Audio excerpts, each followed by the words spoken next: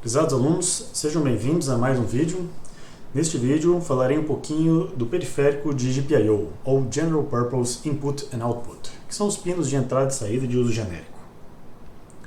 O MSP430 tem vários pinos de entrada e saída. Todos eles podem ser conectados a diversos periféricos, sejam eles dispositivos de comunicação ou simplesmente push buttons, botões, ou LEDs. Para usar esses periféricos, nós podemos controlar e fazer a leitura dos botões através dos pinos ou controlar os LEDs para acendê-los ou apagá-los. Vamos ver como é que isso é feito no MSP430. Dentro do chip, nós temos alguns conceitos. Primeiro, cada um desses pinos, eu vou chamar aqui de pino. Mas os pinos são agrupados em agrupamentos de 8 pinos. E aos agrupamentos de 8 pinos, nós chamamos de porta. Então nós temos a porta, por exemplo, porta P1, porta P2, porta P3, por aí vai. Porta P1, então, é um agrupamento de 8 pinos, assim como a porta P2, assim como a porta P3. São os agrupamentos que a gente pode acessar de uma vez, todos os 8 pinos de uma vez só. Vamos pegar a porta P3 como exemplo.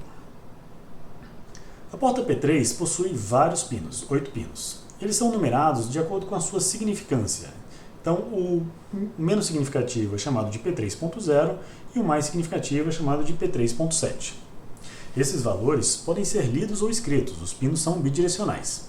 Se eu quiser, por exemplo, colocar um valor de tensão para fora do chip, existe um registro chamado de P3Out que me permite escrever nos pinos.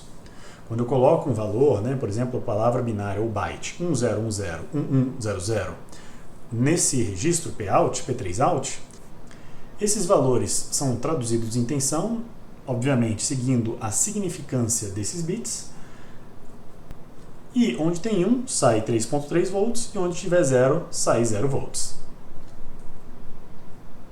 De maneira equivalente, nós também podemos fazer a leitura desses pinos. Então imagina agora que eu conectei os 4 menos significativos em 0 volts e os 4 pinos mais significativos em 3.3 volts.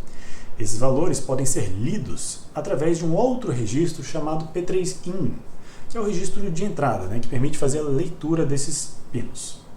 Os valores de tensão são traduzidos nos seus valores lógicos, de 1 e 0. Então, onde tem 3.3 volts, vira 1, onde tem 0 volts, vira 0. Vamos dar uma olhada mais em detalhes em cada um desses pinos. Vou chamar o pino genérico do microcontrolador px.y, onde x é o número da porta, por exemplo, P3, e y é a significância desse pino, dentro da porta P3. Então, por exemplo, P3.4 é o bit 4 dentro da porta P3. Bom, se os pinos são bidirecionais, eles podem ser tanto lidos quanto escritos, esses pinos dispõem de mecanismos de entrada e saída. São buffers de entrada e buffers de saída. Então nós temos aqui em cima um buffer de saída, onde nós vamos escrever o valor de saída daquele registro que a gente acabou de ver, o P3Out, e um buffer de entrada, que sempre funciona. O valor que eu colocar aqui no pino vai aparecer no valor de entrada que vai para o registro de entrada que pode ser lido. Vamos imaginar que esse pino é um pino de saída e o valor que eu colocar no valor out vai aparecer então no pino de saída. Esse pino eu conecto então num LED e vou querer controlar o estado desse LED. Quando eu colocar out igual a 1, esse buffer vai traduzir esse valor lógico 1 para 3.3 volts e esse 3 volts vai fazer então o LED acender. Agora, se eu colocar 0 no meu pino de entrada, esse 0 vai ser traduzido em 0 volts, então o LED vai continuar apagado.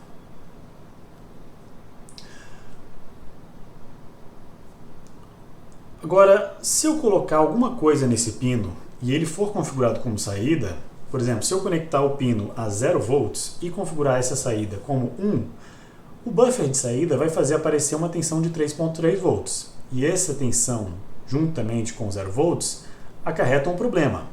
Notadamente, um curto-circuito vai acontecer nesse pino e o pino vai queimar. Para isso não acontecer, nós temos um sisteminha de controle que é o controle da direcionalidade do pino. Então, o pino pode estar ativado como entrada ou saída através do bit de controle DIR. O bit de controle DIR, na verdade, é um bit que desliga ou liga esse buffer de 3 estados aqui. Quando dir é igual a 1, esse buffer está ligado. mas quando o dir é igual a zero, o buffer está desligado. Quando eu faço dir igual a zero, a saída desse buffer não está conectada a nada, ela fica em alta impedância, porque o buffer está desligado. Alta impedância permite que o valor de tensão de entrada apareça no buffer de entrada e apareça então no valor in que a gente vai fazer a leitura. Dessa forma eu consigo ler o 0 volts como zero lógico na entrada. A direcionalidade então, a gente pode ler ela da seguinte forma. Se eu colocar dir igual a zero, eu estou configurando o pino como uma entrada. Se eu colocar dir igual a 1, eu estou configurando o pino como uma saída. Vamos ver agora um exemplo do pino configurado como uma entrada. Imagine que eu conecto ao pino do microcontrolador um push button. Um push button são botões que você pressiona, ele faz um clique e ele faz contato. Quando você solta, ele deixa de fazer contato.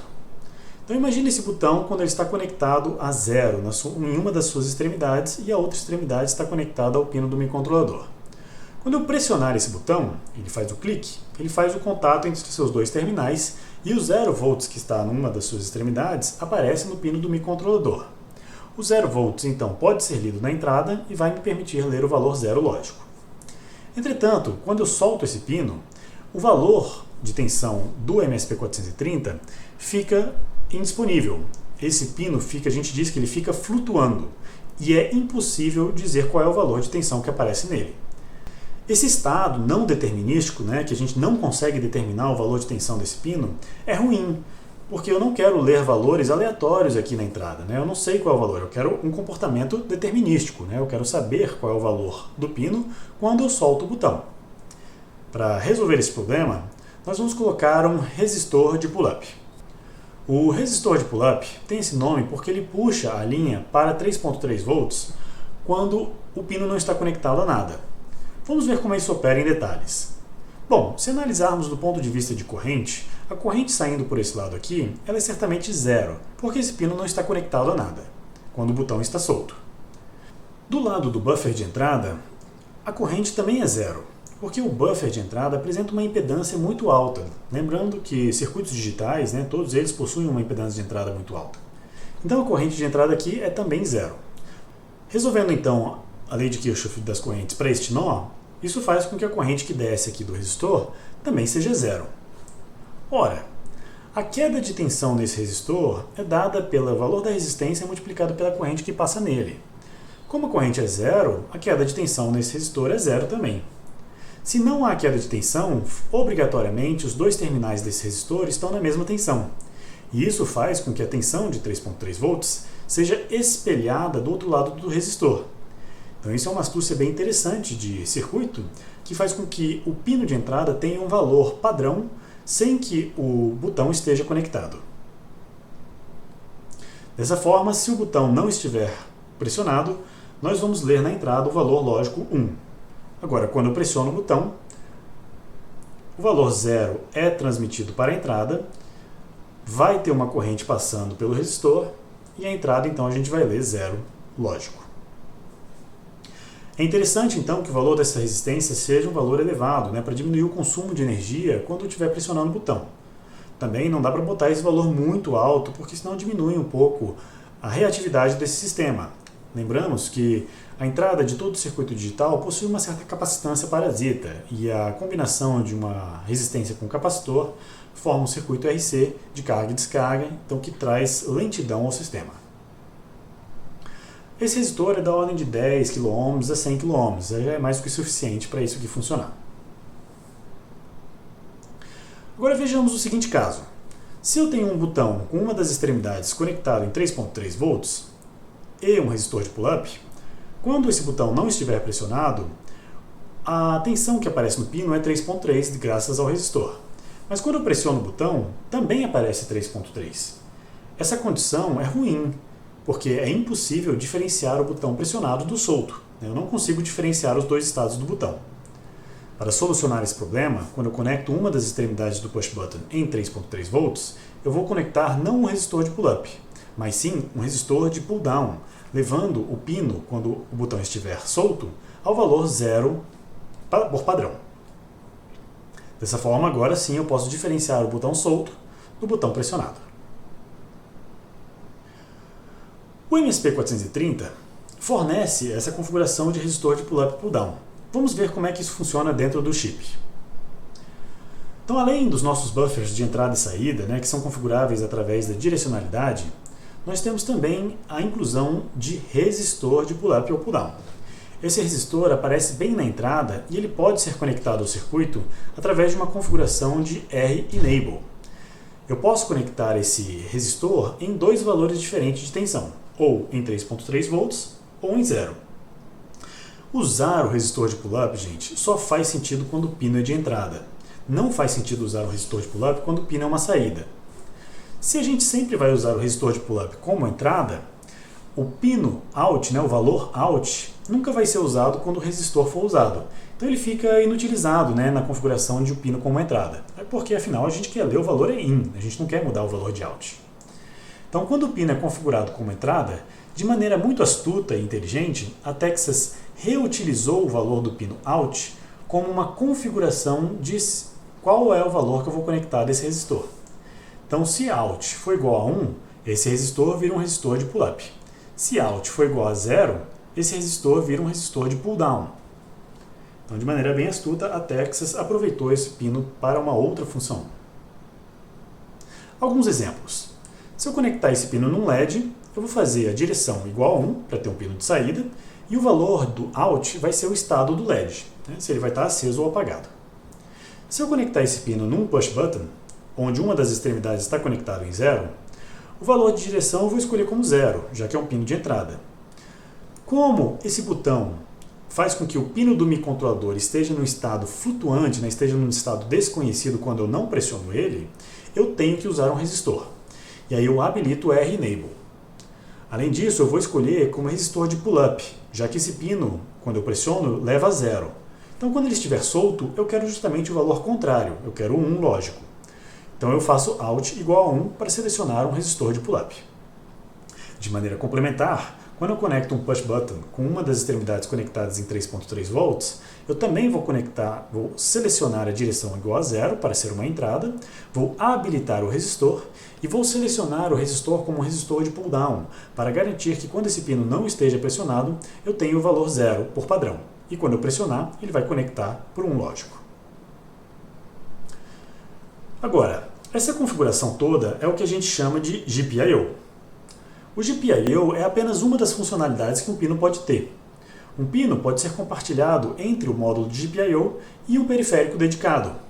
Esse periférico dedicado pode ser um timer, um conversor AD, uma porta serial, qualquer periférico do microcontrolador pode estar conectado a um pino específico.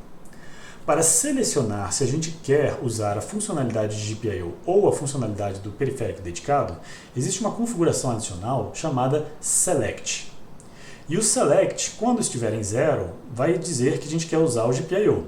E o Select, quando estiver em 1, vai dizer que a gente quer a funcionalidade dedicada.